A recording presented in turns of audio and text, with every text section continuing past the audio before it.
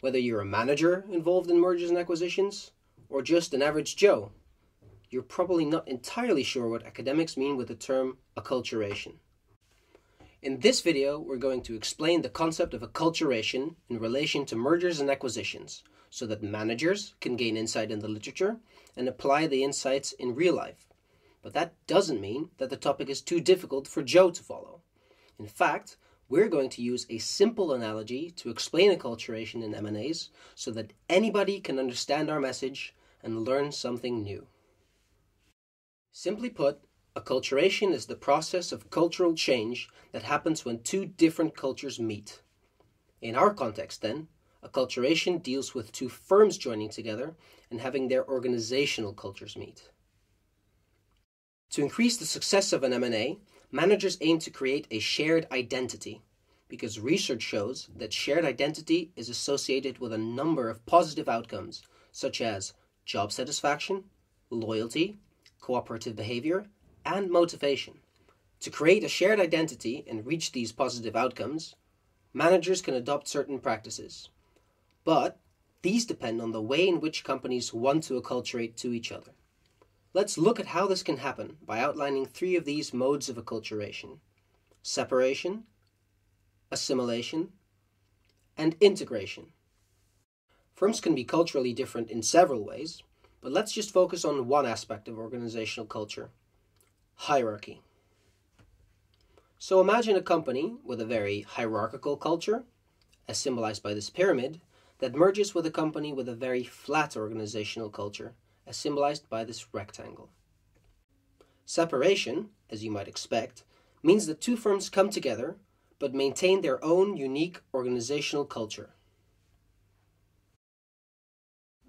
Assimilation means that one organization gives up its own culture and fully conforms to the culture of the other organization, which usually happens when a large firm meets with a much smaller firm. Integration is what happens when two organizations meet, and instead of adopting the culture of either organization, they decide to create an entirely new organizational culture.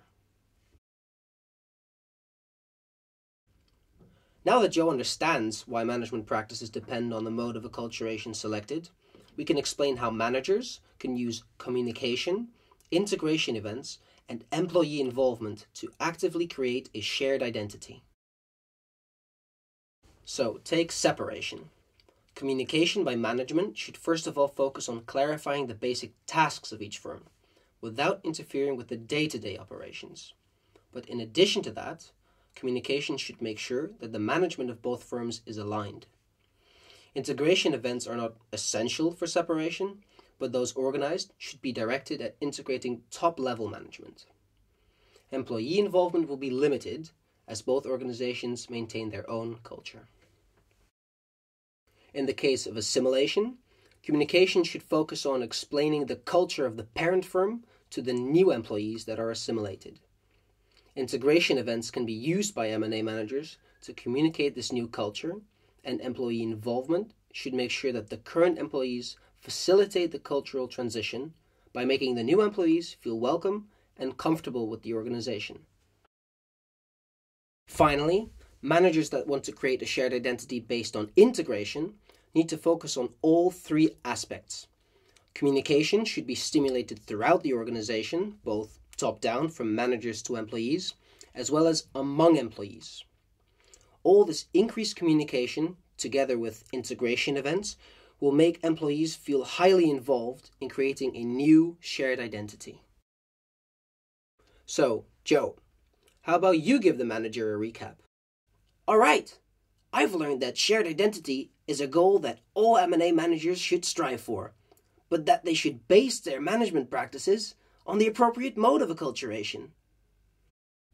Good job, Joe. You got the message.